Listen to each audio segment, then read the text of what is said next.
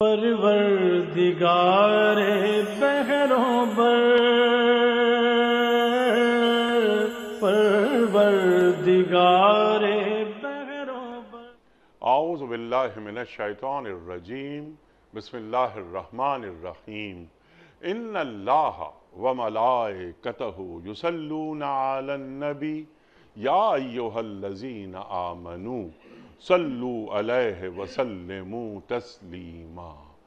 اللہم صل علی سیدنا و نبینا و شفیعنا و مولانا محمد وعلی آل محمد وبارک وسلم۔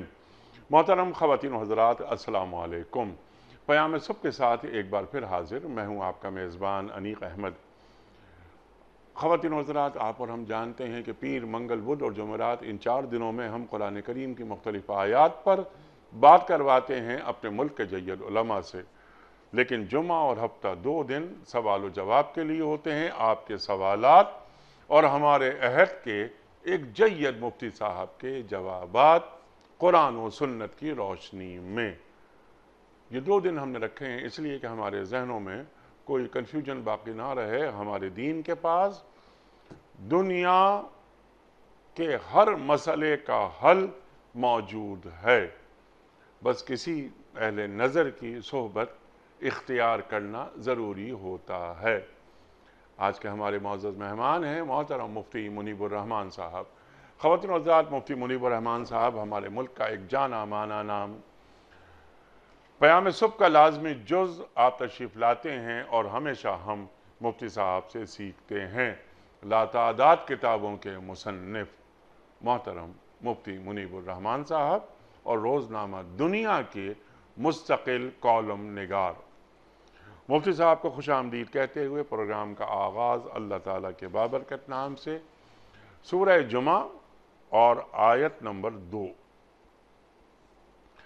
اعوذ باللہ من الشیطان الرجیم، بسم اللہ الرحمن الرحیم۔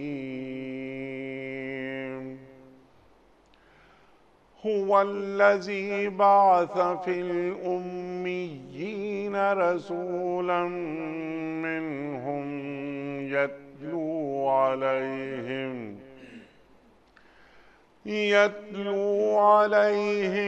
آياته ويزكيهم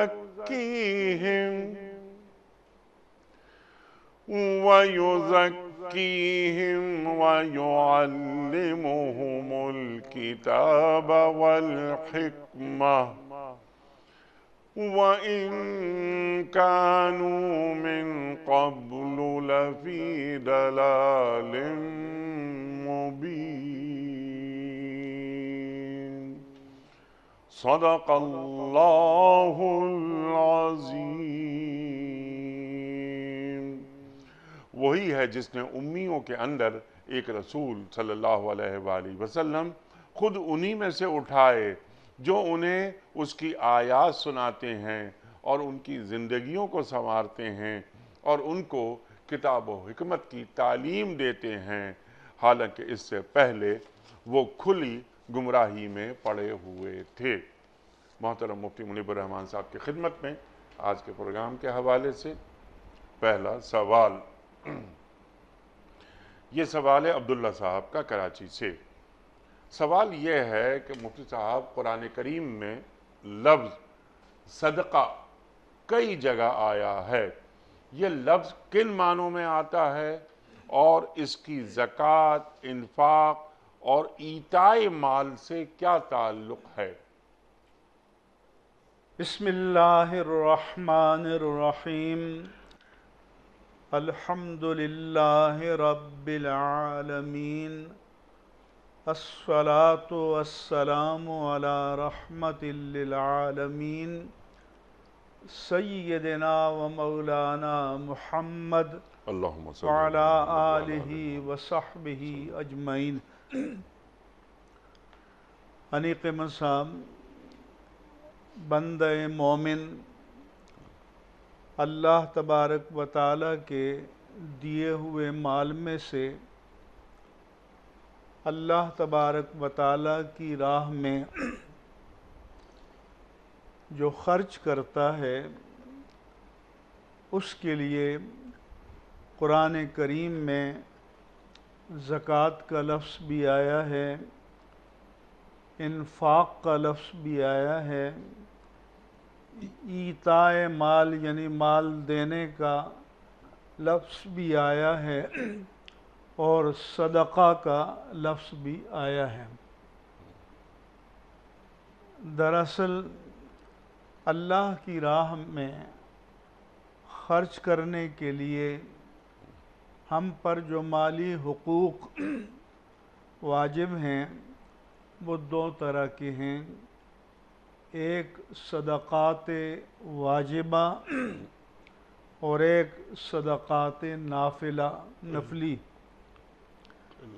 صدقات واجبہ میں زکوٰۃ ہے، نذر ہے، فدیہ ہے، فطرہ ہے، یا مختلف قسم کے کفارات ہیں۔ یہ واجب میں لازم میں ان کو ادا کرنا ضروری ہے۔ زکوٰۃ یہ صدقہ واجبہ کے لیے آتا ہے، ایک خاص مالی عبادت کے لیے آتا ہے جس کی کچھ شرائط ہیں، ایک خاص شرح ہے، اور اس کے وجوب کے لیے سال کا گزرنا ہے، اور صاحب مال کا کم از کم نصاب کا مالک ہونا ہے۔ اس کا مصرف بھی اللہ تبارک و تعالی نے قرآن مجید میں مقرر فرما دیا ہے کہ انما الصدقات للفقراء، کہ وہ فقراء ہیں، مساکین ہیں، صدقات کی وصولی پر مامور عملے کے لوگ ہیں، وہ جن کے دلوں کو اسلام کی طرف مائل کرنا مقصود ہے، وہ ہیں، سوال کرنے والے ہیں، مقروض ہیں، جن کی گردن کسی مالی بار تلے دبی ہوئی ہے وہ ہیں، اور مسافر ہیں۔ یہ 8 طبقات ہیں کہ جو صدقات واجبہ کے مستحق ہیں۔ اس کے علاوہ عمومی انفاق کے لیے، خرچ کرنے کے لیے انفاق کا لفظ بھی آیا اور صدقہ کا بھی آیا۔ خذ من اموالہم صدقۃ تطہرہم وتزکیہم بہا، کہ ان کے مال میں سے صدقہ لیجئے اور انہیں پاک کیجئے، ان کا تزکیہ کیجئے۔ یہاں صدقہ آیا زکوٰۃ کے معنی، لیکن یہ صدقات واجبہ کے معنی میں ہے، یہ زکوٰۃ کے معنی میں آتا ہے۔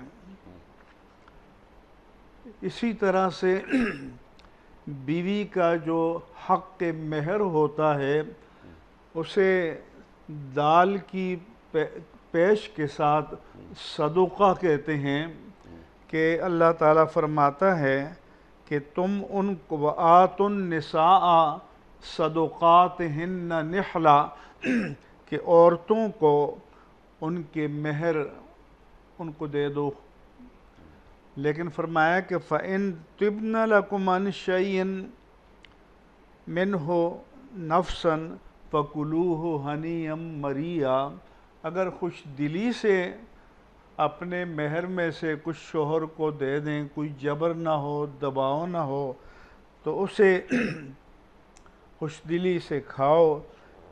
پھر اللہ نے فرمایا اسی بارے میں کہ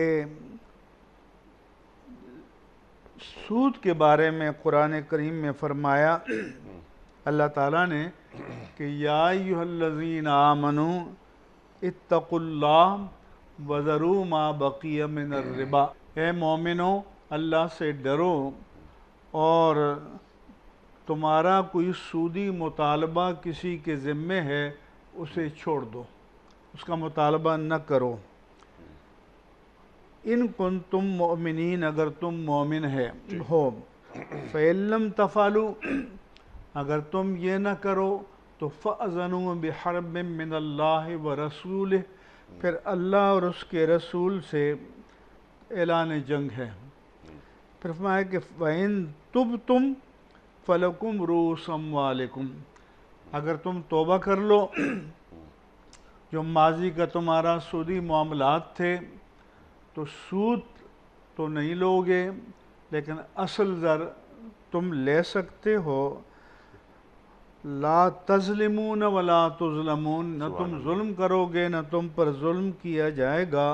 وَإِن كَانَ ذُو عُسْرَةٍ فَنَظِرَةٌ إِلَىٰ مَيْسَرَةٍ، اگر کوئی تنگ دست ہے تو اس کو کچھ مہلت دے دو۔ وَإِن تَصَدَّقُوا خَيْرٌ لَكُمْ، اور اگر وہ معاف کر دے اپنا حق، اصل بھی معاف کر دے، تو فرمایا کہ یہ تمہارے لیے بہتر ہے اگر تم جانتے ہو۔ تو یہاں تصدق کا لفظ کس کے لیے آیا؟ اپنے حق کو معاف کرنے کے لیے آیا۔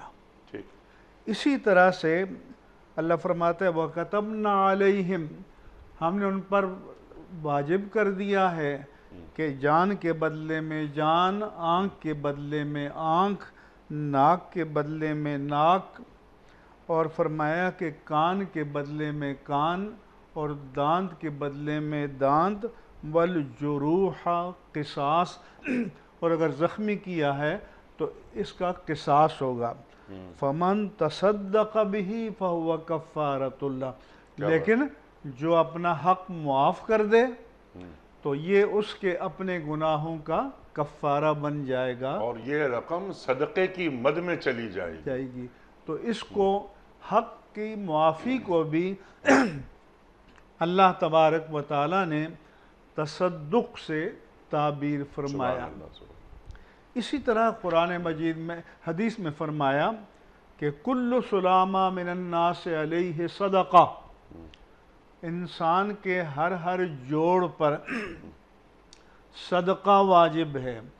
یہاں صدقہ جو ہے وہ تشکر نعمت باری تعالیٰ کے لیے ہے کہ یہ جو ہمارا وجود ہے، بعض روایات میں اس میں کل 360 جوائنٹس یا جوڑ ہیں، یہ سب اللہ کی بنائی ہوئی مشین کے یہ جوڑ فنکشنل ہوتے ہیں تو آدمی اٹھتا ہے، بیٹھتا ہے، چلتا ہے، پھرتا ہے، کھاتا ہے، پیتا ہے، ورنہ پیرالائز آدمی ہے، سانس تو آ جا رہی ہے لیکن حرکت نہیں کر سکتا۔ تو اس کے لیے فرمایا کہ الکلمۃ الطیبۃ صدقہ، تم نعمت جان کا شکر ادا کرنا چاہو تو فرمایا کہ بکل تسبیحۃ صدقہ، سبحان اللہ کہو گے تو یہ بھی صدقہ ہو جائے گا۔ بکل تحمیدۃ صدقہ، الحمدللہ کہو گے تو یہ بھی جان کا صدقہ ہو جائے گا۔ بکل تکبیرۃ صدقہ، اللہ اکبر کہو گے تو یہ بھی جان کا صدقہ ہو جائے گا۔ وبکل تحلیلۃ صدقہ، لا الہ الا اللہ کہو گے تو یہ بھی جان کا صدقہ ہو جائے گا۔ الکلمۃ الطیبۃ صدقہ، کسی سے اچھی بات کرو گے تو یہ بھی صدقہ ہو جائے گا، تشکر نعمت ہو جائے گا۔ اور بعض علماء نے فرمایا کہ صبح سے لے کر شام تک فرائض اور سنتوں وغیرہ کو ملا کر 40 رکعت اگر پڑھے تو ایک رکعت میں ایک رکوع اور 2 سجدے ہیں، ان تینوں میں 3 تسبیحات کو 3 سے ضرب دیں تو 9 بنتی ہیں، 9 کو 40 سے ضرب دیں تو 360 بن جاتی ہیں۔ اگر باقاعدگی سے نماز ادا کرو اور اللہ کا فرض بھی ادا ہو، نبی کی سنت بھی ادا ہو، اور یہ بھی نیت کرو کہ میری جان کا صدقہ بھی ادا ہو جائے تو اس کی بھی شریعت میں گنجائش ہے۔ باقی انفاق کے لیے فرمایا کہ مثل الذین ينفقون فی سبیل اللہ کہ جو اللہ کی راہ میں مال خرچ کرتے ہیں، نفلی صدقات دیتے ہیں، کمثل حبۃ انبتت سبع سنابل، ایک بیج کا دانہ ہے جس سے 7 کونپلیں نکلتی ہیں، فی کل سنبلۃ مئۃ حبہ، ہر کونپل میں 100 دانے نکلتے ہیں، واللہ یضاعف لمن یشاء، اللہ جس کے لیے چاہے ڈبل کر دیتا ہے۔ ایک دانے سے 1400 دانے پھل ملتے ہیں، تو اللہ چاہے تو ایک نیکی یا 1 روپے خرچ کرو تو 1400 گنا اجر عطا فرما سکتا ہے۔ لیکن شرط کیا ہے کہ الذین ینفقون اموالہم فی سبیل اللہ، کہ جو اپنا مال اللہ کی راہ میں خرچ کرتے ہیں، ثم لا یتبعون منا ما انفقوا منا ولا اذى، ٹھیک، جو خرچ کرتے ہیں اس کا احسان بھی نہیں جتلاتے اور کسی کو اذیت بھی نہیں پہنچاتے، لہم اجرہم عند ربہم، ان کا اجر ان کے رب کے پاس ہے۔ اس کا اللہ نے کوئی فارمولہ بھی نہیں بتایا، اللہ اکبر، فرمایا کہ ولا خوف علیہم ولا ہم یحزنون، نہ انہیں کسی بات کا خوف ہے اور نہ غم ہوگا۔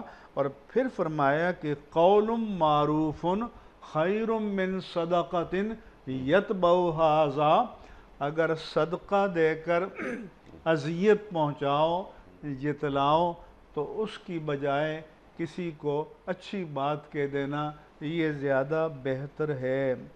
پھر فرمایا کہ یا ایھا الذین آمنوا لا تبطلوا صدقاتکم بالمن والاذی، اے مومنو اپنے صدقوں کے اجر کو احسان جتلا کر اور اذیت پہنچا کر باطل نہ کرو، کالذی ینفق مالہ رئاء الناس مالہ، کہ جو اپنے مال کو دکھاوے کے لیے خرچ کرتا ہے اور اللہ پر اور قیامت کے دن پر ایمان نہیں لاتا، فَمَثَلُهُ كَمَثَلِ صَفْوَانٍ عَلَيْهِ تُرَابٌ، اس کی مثال چکنے پتھر کی سی ہے کہ اس کے اوپر مٹی جمع ہو گئی، فَأَصَابَهُ وَابِلٌ، پھر موسلادھار بارش برسی، فَتَرَكَهُ صَلْدًا، وہ مٹی کو بہا کر لے گیا اور بالکل چکنا پتھر رہ گیا۔ تو فرمایا کہ صدقہ دے کر، اللہ کی راہ میں مال خرچ کر کے اگر اس کے اجر کامل کی توقع رکھتے ہو تو نہ احسان جتلاؤ نہ اذیت پہنچاؤ، تم اللہ کی راہ میں دے رہے ہو، تمہارا اجر اللہ تبارک و تعالیٰ کے ذمہ ہے۔ اور ساتھ یہ بھی فرمایا کہ ان تبدوا الصدقات فنعما ہی، اگر تم کسی دینی مصلحت کے تحت، دکھاوے کے لیے نہیں، صدقات کو ظاہر کرو تو یہ بھی اچھی بات ہے، لیکن وَإِن تُخْفُوهَا وَتُؤْتُوهَا الْفُقَرَاءَ فَهُوَ خَيْرٌ لَكُمْ، اگر تم چھپا کر دو اور فقراء کو دو تو یہ تمہارے لیے اللہ تعالیٰ فرماتا ہے کہ زیادہ بہتر ہے۔ پھر ایک اور بھی بات بھی بتائے کہ وَلَا تَيَمَّمُوا الْخَبِيثَ، اللہ کی راہ میں جب دینے لگو تو جو ریجیکٹڈ مال ہے، گھٹیا مال ہے، داغی مال ہے، 2 نمبر مال ہے، فرمایا کہ اس کو دینے کا سوچو بھی نہیں، وَلَسْتُمْ بِآخِذٍ تُنْفِقُونَ مِنْهُ، کہ تم اسے خرچ کرو، وَلَسْتُمْ بِآخِذِيهِ، تمہیں اگر کوئی گھٹیا مال دے تو تم کبھی خوش دلی سے نہ لو، إِلَّا أَن تُغْمِضُوا، مگر تم چشم پوشی کر کے لے لو۔ تو اس لیے اللہ کی راہ میں اجر کامل پانے کے لیے شرائط یہ ہیں کہ دکھاوا نہیں ہونا چاہیے، احسان جتلا کر اذیت پہنچا کر اپنے اجر کو ضائع نہیں کرنا چاہیے، کسی دینی مصلحت کا تقاضا نہ ہو تو اس کا اظہار نہیں کرنا چاہیے، اخفاء سے چپکے سے اللہ کی راہ میں دینا چاہیے، لیکن علماء نے فرمایا کہ نفلی عبادت جو ہے اس میں اخفاء بہتر ہے، اور جو فرض عبادت ہے اس میں اظہار بہتر ہے۔ کیوں بہتر ہے؟ تاکہ مسلمانوں کے دلوں میں ان کے لیے ایک اچھا تصور پیدا ہو کہ یہ اللہ کا ایسا بندہ ہے جو اللہ کے فرائض کو اور واجبات کو اور اس کے حقوق کو بھی ادا کرتا ہے۔ الغرض زکوٰۃ صدقہ واجبہ کے لیے، فرض مالی عبادت کے لیے ہے، انفاق ایتائے مال اور صدقہ، اس کا اطلاق صدقے کا فرض پر بھی ہوتا ہے، نفلی عبادات پر بھی ہوتا ہے، اور اپنے حق کو معاف کرنے پر بھی اس کا اطلاق ہوتا ہے، اچھی بات کہنے پر بھی ہوتا ہے، یہاں تک کہ فرمایا کہ وَإِنَّ مِنَ الصَّدَقَةِ أَن تَلْقَ أَخَاكَ بِوَجْهٍ طَلْقٍ، اگر تم اپنے دینی بھائی سے تبسم آمیز چہرے کے ساتھ مسکراتے ہوئے خوش دلی سے ملو تو یہ بھی صدقہ ہے، یہ بھی نیکی ہے، اس کا بھی تمہیں اللہ تعالیٰ اجر عطا فرمائے گا۔ سبحان اللہ، سبحان اللہ۔ اچھا، ایتائے مال اور انفاق کیا ایک ہی چیز ہے؟ ہاں، ایتائے مال اور انفاق، اس کا تعلق، اس کا اطلاق بھی دونوں پر ہوتا ہے، فرض پر بھی ہوتا ہے اور نفلی صدقات پر، نفلی خیرات پر بھی ہوتا ہے۔ تو انفاق میں، ایتاء میں اور صدقہ میں عموم ہے اور عطا بھی آ سکتا ہے، اور زکوٰۃ میں خصوص ہے۔ سبحان اللہ، سبحان اللہ۔ اور اس میں جو ذوی القربہ ہیں، جب ایتائے مال کی بات ہوتی ہے تو رشتہ دار ہیں، قریبی لوگ ہیں، ان کو اہمیت دی جائے۔ ان وَآتَى الْمَالَ عَلَى حُبِّهِ ذَوِي الْقُرْبَى وَالْيَتَامَى وَالْمَسَاكِينِ وَابْنَ السَّبِيلِ، ترتیب بتائی کہ اللہ کا جو بندہ ہے، یہ جو کامل نیکی ہے کہ وہ مال دے، علی حبہ کے دو معنی ہیں۔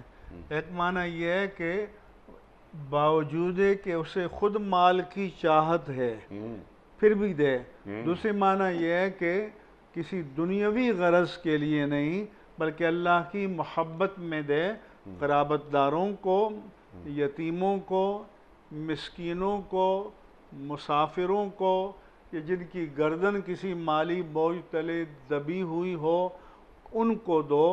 اور اسی طرح فرمایا کہ فَلَقْتَحَمَ الْعَقَبَةَ، وہ دشوار گزار گھاٹی میں کیوں نہ داخل ہوا، وَمَا أَدْرَاكَ مَا الْعَقَبَةُ، اور اے مخاطب تو کیا جانے کہ عقبہ کیا ہے، فَكُّ رَقَبَةٍ، کسی کی گردن پھنسی ہو غلامی میں تو اسے آزاد کر دینا، او اطعام فی یوم ذی مسغبہ، یا فقر و افلاس میں مبتلا کسی شخص کو کھانا کھلانا، یتیماً ذا مقربہ، یتیم کو جو قرابت دار بھی ہے، اور مسکیناً ذا متربہ، یا مسکین کو جو خاک آلود ہے۔ تو اگر یتیم مستحق ہو تو دوسروں کے مقابلے میں اس کا حق زیادہ ہے، قرابت دار کا حق زیادہ ہے۔ سبحان اللہ، سبحان اللہ۔ صدقہ بھی چلا گیا اور صلہ رحمی بھی ہو گئی، اللہ اکبر، تو ڈبل اجر ہو گیا۔ اظہر علی صاحب کا سوال ہے لاہور سے کہ سورہ فاتحہ کے متعدد نام آئے ہیں، ان کی مناسبت کیا ہے؟ انیق احمد صاحب، آپ کو پتہ ہے کہ فتح یفتح فتحن کے معنی کھول دینا، تو فاتحہ کو فاتحہ اس لیے کہتے ہیں کہ یہ گویا قرآن مجید کا گیٹ وے ہے، یہ باب القرآن ہے۔ جو شہر قرآن میں داخل ہونا چاہتا ہے تو وہ سورہ فاتحہ کے راستے سے داخل ہوگا۔ سبحان اللہ۔ اور اس کو فاتحہ اس لیے بھی کہتے ہیں کہ جب ہم کسی کے لیے ایصال ثواب کے لیے دعا مانگتے ہیں اس میں بھی فاتحہ پڑھتے ہیں، اس لیے اصال ثواب کو بھی فاتحہ کہا جاتا ہے۔ احادیث میں، روایات میں سورہ فاتحہ کے کئی معنی آئے ہیں۔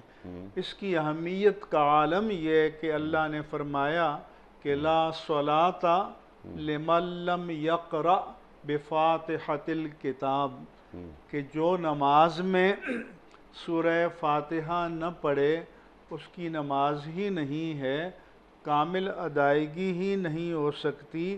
اور بعض روایات میں ہے کہ ام الکتاب حضور نے فرمایا کہ گویا یہ اصل ہے قرآن کی، کیوں کہ دین کی جو تعلیمات قرآن مجید کی 113 سورتوں میں اور 30 پاروں میں پھیلی ہوئی ہیں، ان کا ایک اجمال اللہ تعالیٰ نے سورہ فاتحہ میں رکھ دیا ہے، اس لیے اس کو ام القرآن بھی کہا جاتا ہے۔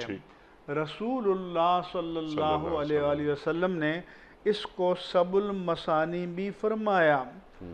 پھر یہ تو قرآن بھی کہہ رہا ہے جی ہاں کہ 2 بار اس کو نازل کیا گیا۔ پھر فرمایا کہ یہ سورۃ الشفا ہے، کیونکہ حضرت ابو سعید خدری بیان کرتے ہیں کہ ہم سفر میں تھے تو ایک قبیلے کے پاس سے گزر ہوا، انہوں نے ان کی مہمان نوازی نہیں کی، یہ گزر گئے۔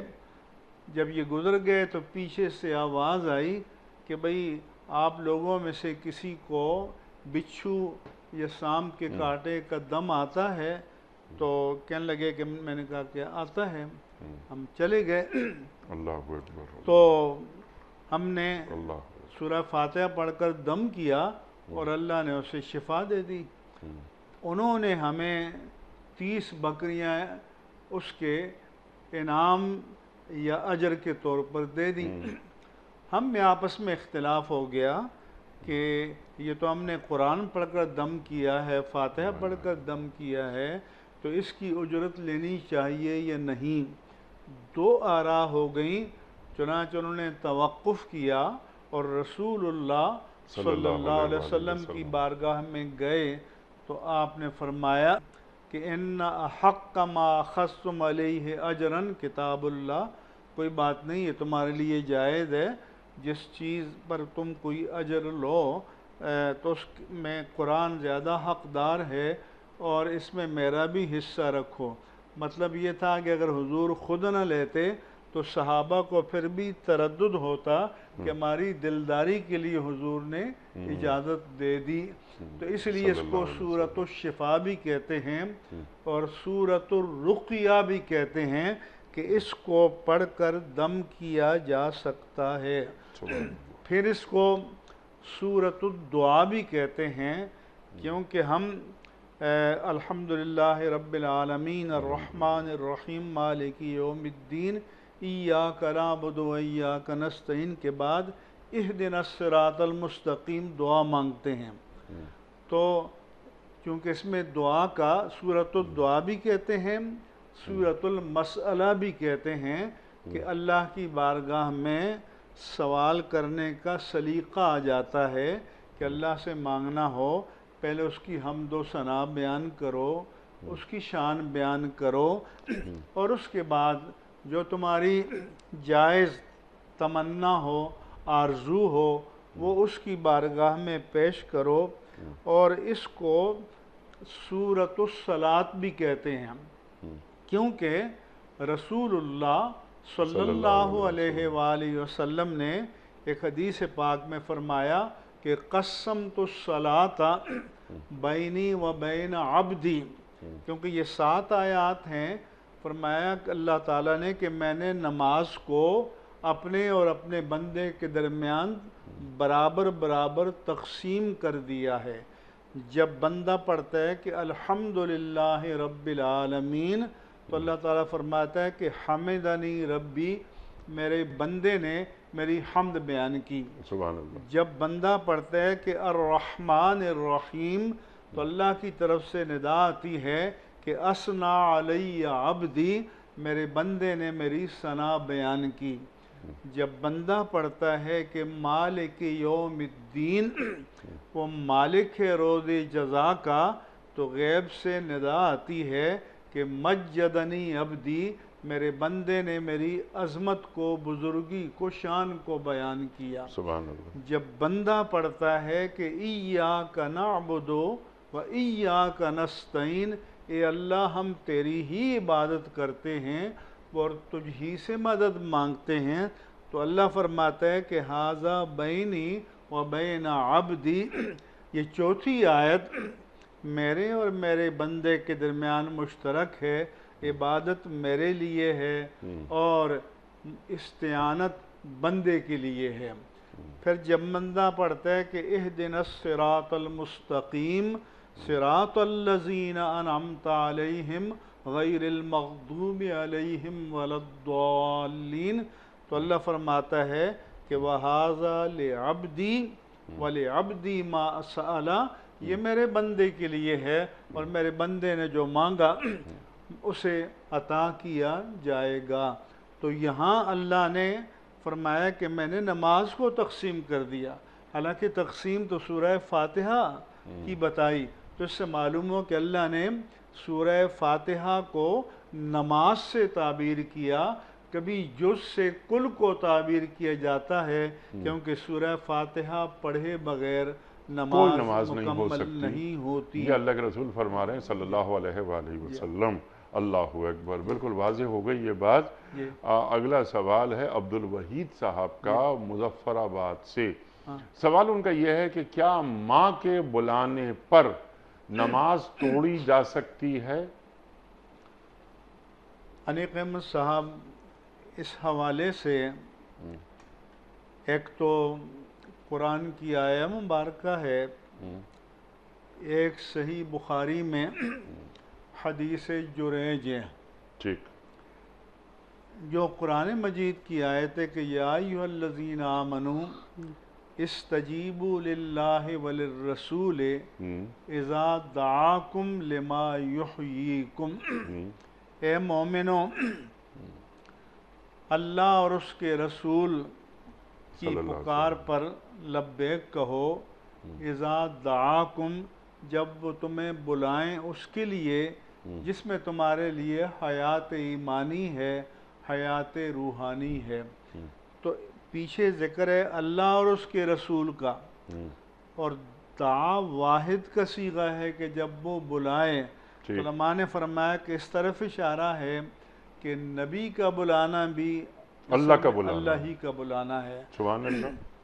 تو اس کے بارے میں ایک تو سعید بن معلیٰ سے روایت ہے، ایک ابی ابن کعب سے روایت ہے کہ وہ نماز پڑھ رہے تھے، رسول اللہ صلی اللہ علیہ وآلہ وسلم نے انہیں بلایا، تو وہ نماز توڑ کر تو نہ آ سکے، جلدی سے نماز میں سے فارغ ہوئے اور حضور کی بارگاہ میں آئے، تو آپ نے فرمایا کہ بھی میں نے تمہیں بلایا تھا، تم کیوں نہ آئے؟ عرض کیا کہ نماز میں تھا، تو حضور نے فرمایا کہ تمہیں آ جانا چاہیے تھا۔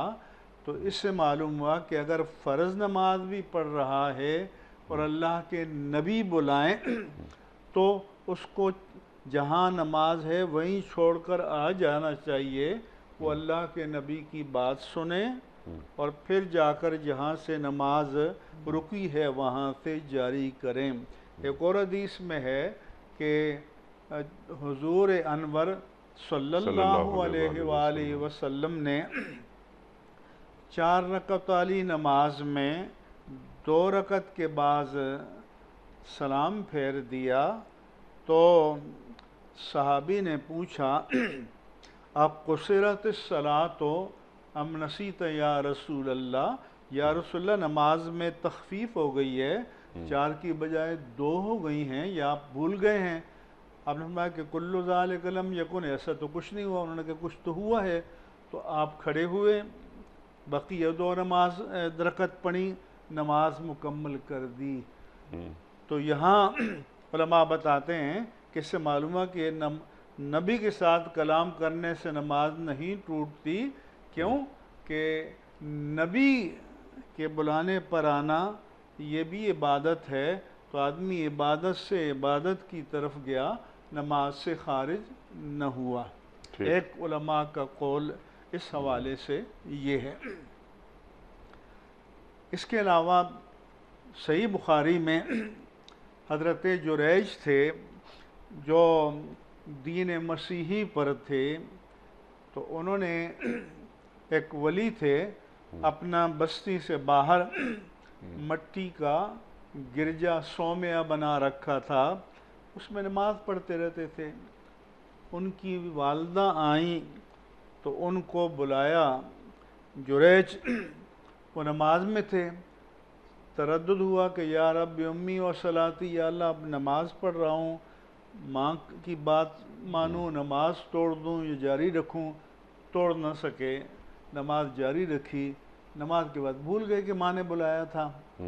ماں دوبارہ آئی، پھر یہی صورت ہو گئی، ماں سے بارہ آئی، پھر یہ صورت ہوئی کہ یا رب امی و صلاتی، و نماز میں تھے۔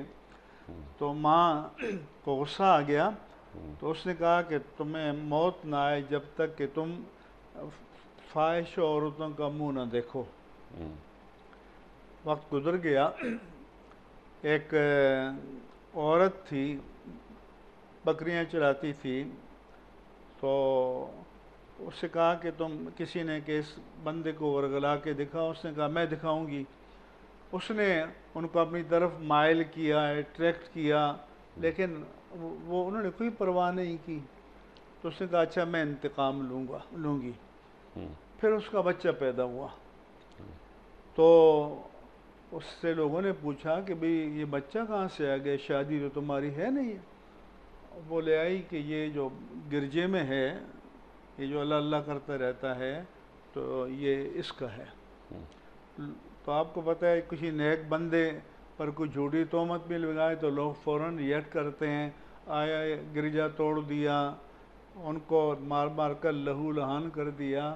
وہ ہوش میں آئے تو پوچھا بھئی بات کیا ہے؟ انہوں نے کہا یہ دیکھو، یہ عورت کی گود میں بچہ ہے۔ تو آپ نے فرمایا تھوڑی سی مہلت دو۔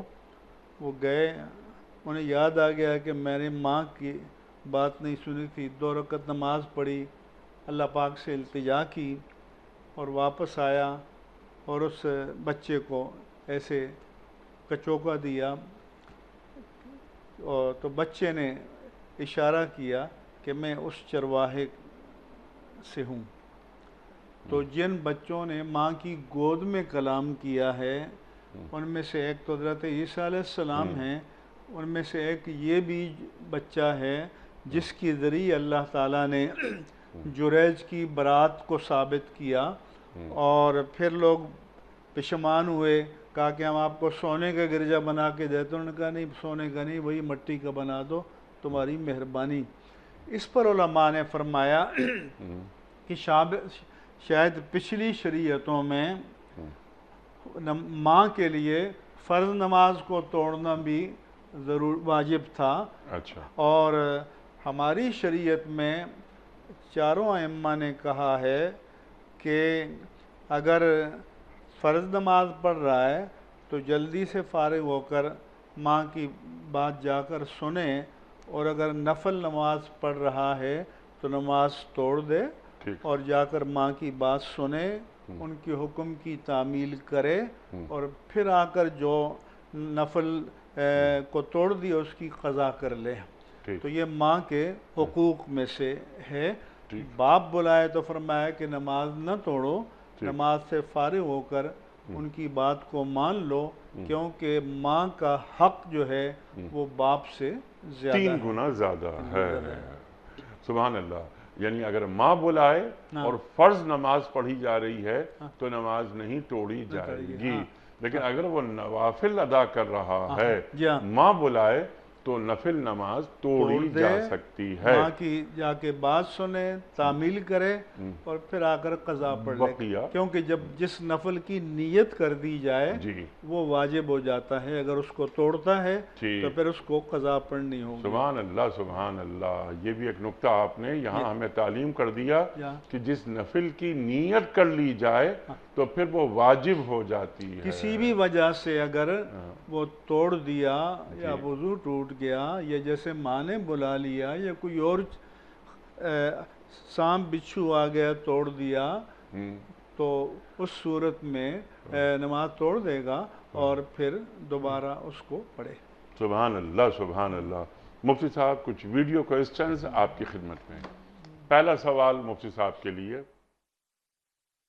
السلام علیکم مفتی صاحب، میرا ایک سوال ہے کہ صدقہ مصیبت کو ٹال دیتا ہے، لیکن اکثر لوگ مصیبت کے آنے کے بعد صدقہ دیتے ہیں کیونکہ ہمیں صدقے کی اہمیت کا نہیں پتہ. تو پلیز آپ اس بارے میں ہماری رہنمائی فرمائیں گے؟ مفتی صاحب یہ بہت اچھا سوال ہے یہ کہ صدقے کو تو ایک عادت بنا لینا چاہیے، لیکن عام طور پہ ہمارے معاشروں میں کوئی مصیبت بلا پریشانی آئی تو اس کے بعد صدقہ نکالا جاتا ہے.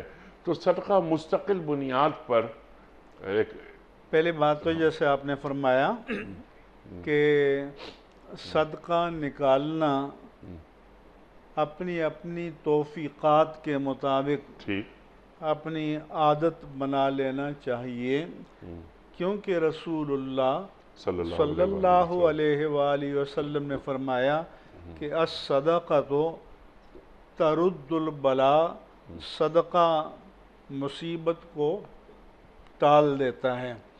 اب ان نوجوان نے جو سوال کیا کہ بعض لوگ ویسے صدقہ نہیں دیتے، جب مصیبت سر پہ آ جاتی ہے تو پھر خیال آتا ہے پھر صدقہ دیتے ہیں، تو کوئی بات نہیں، پھر بھی صدقہ دینا اچھی بات ہے.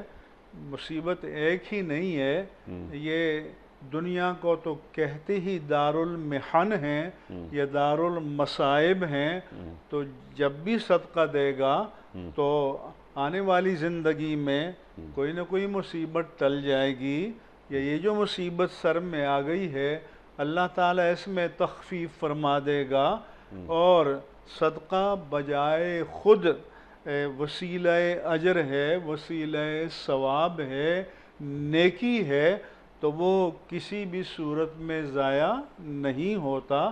اس لیے مصیبت کے بغیر بھی صدقہ دینا چاہیے، کسی ناگہانی مصیبت کے آنے سے پہلے بھی صدقہ دینا چاہیے، مصیبت آ جائے تو بعد میں بھی صدقہ دینا چاہیے. دونوں صورتیں اچھی ہیں اور ان کو اختیار کرنا چاہیے. سبحان اللہ سبحان اللہ. اور اللہ تعالیٰ سے ہمہ وقت عافیت طلب کرتے رہنا چاہیے. ہاں، رسول اللہ صلی اللہ علیہ وآلہ وسلم سے دریافت کیا گیا کہ یا رسول اللہ صلی اللہ علیہ وسلم، اگر ہم کوئی جامع دعا کرنا چاہیں تو وہ کیا ہے؟ آپ نے فرمایا کہ صلی اللہ العافیہ، اللہ سے عافیت کا سوال کرو. کیوں کہ یہ عافیت ہر چیز سے ہے، ہر چیز سے پناہ مل جاتی ہے. جیسے حضرت امام اعظم رضی اللہ عنہ سے کسی نے پوچھا کہ اگر آپ کو اللہ تعالیٰ یہ موقع دے کہ کوئی ایک دعا مانگیں تو آپ کون سی دعا مانگیں گے؟ تو میں اللہ سے عرض کروں گا، انہوں نے فرمایا کہ یا اللہ مجھے مستجاب الدعوات بنا دے. اللہ اکبر. تو اس لیے یعنی جو دعا میں مانگوں اے اللہ تو اسے قبول کر لے.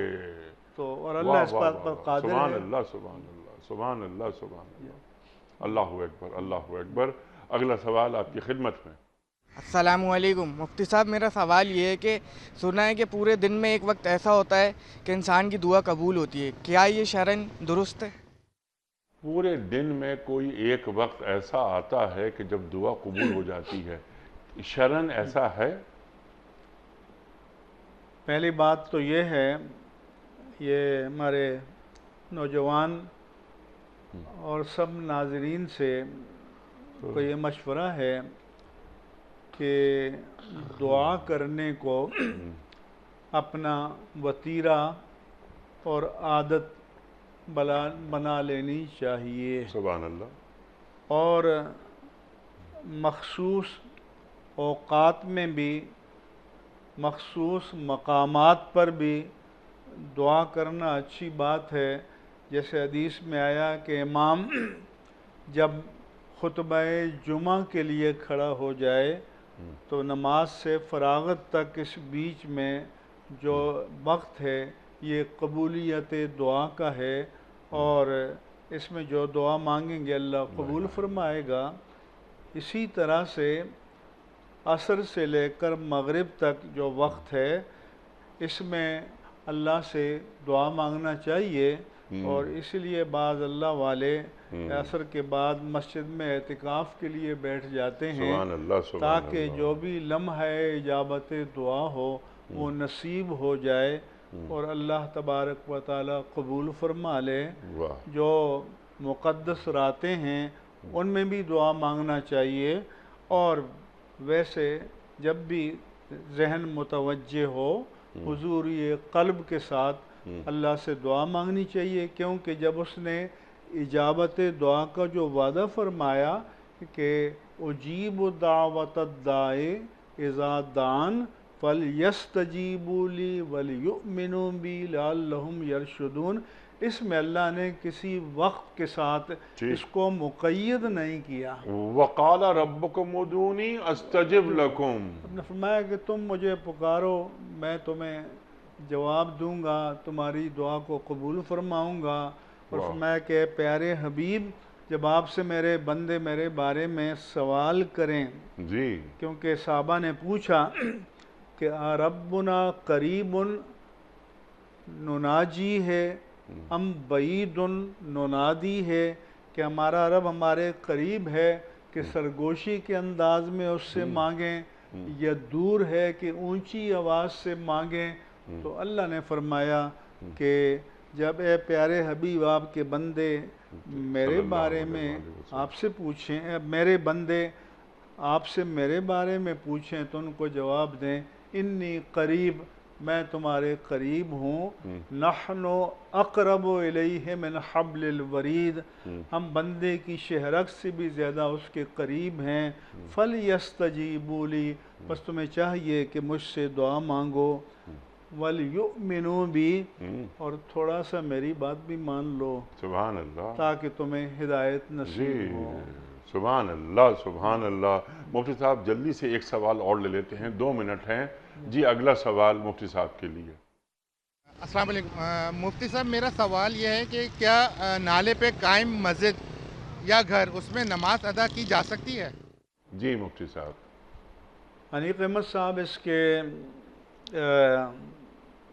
پہلے تو میں تمام ناظرین سے اور ہمارے پاس اس بارے میں فتوے بھی آئے ہیں، اور جو ہماری لوکل گورنمنٹ کے ذمہ داران ہیں خاص طور پر واٹر بورڈ وغیرہ کے، تو ان کو چاہیے کہ نالے پر مسجدیں بنانے کی اجازت نہ دیں، ٹھیک. کیونکہ کبھی بھی نالے کی مرمت کی ضرورت پیش آ سکتی ہے. ہمارے اردو بازار میں نالے پر دکانیں تھیں تو ایک بلاسٹ ہو گئی تھی. تو اس لیے پہلی بات تو یہ ہے کہ یہاں مسجد بنانی ہی نہیں چاہیے. ٹھیک. لیکن اگر بنا دی گئی ہے اور اس میں کوئی نماز پڑھتا ہے تو نماز ادا ہو جائے گی، کیونکہ اس کے نیچے جو مسجد کا فرش ہے وہ تو پاک ہے، وہ تو صاف ہے، تو نماز ادا ہو جائے گی. لہذا نالے پر بنی ہوئی مسجد میں نماز کا ادا کرنا یہ الگ مسئلہ ہے کہ ادا ہو جائے گی، لیکن نالے پر مسجد بنانا، کیونکہ یہ جو یوٹیلیٹیز ہیں یہ عام لوگوں کے فائدے کے لیے، چاہے واٹر لائن ہو، سیوری لائن ہو، گیس لائن ہو اور پیسج اور گزرگاہ ہو، اس کا سب کو احترام کرنا چاہیے. سبحان اللہ سبحان اللہ. لیکن مسجد اگر بن گئی نالے پر تو نماز ادا ہو جائے گی. مفتی صاحب آپ کا بڑا ممنون، بڑا شکر گزار، آپ تشریف لائے. خواتین و حضرات، جمعہ اور ہفتہ 2 دن سوال و جواب کے لیے ہوتے ہیں. آپ اور ہم جانتے ہیں ان 2 دنوں میں ہم آپ کی جانب سے آئے ہوئے سوالات رکھتے ہیں اپنے وقت کے ایک جید مفتی صاحب کی خدمت میں، اور ان سے حاصل کرتے ہیں اپنے مسائل کا حل قرآن و سنت کی روشنی میں. اللہ تعالی ہمارے علماء کو سلامت رکھے. تشریف لاتے ہیں اور ہماری جو الجھنیں ہیں، ہمارے جو مسائل ہیں، ان کا حل ہمیں دیتے ہیں. خواتین و حضرات، پروگرام کا وقت مکمل ہوا. پیام صبح کا اختتام ہوتا ہے روزانہ ایک قول پر، اور وہ قول ہوتا ہے صاحب نہج البلاغہ امیر المومنین حضرت علی مرتضیٰ کرم اللہ وجہہ کا. آپ فرماتے ہیں سچا شخص نجات اور کرامت کی بلندیوں پر فائز ہوتا ہے. سچا شخص نجات اور کرامت کی بلندیوں پر فائز ہوتا ہے. سبحان اللہ سبحان اللہ. اپنے میزبان انیق احمد کو کل تک کے لیے اجازت دیجیے. خدا حافظ. پروردگار بحر و بر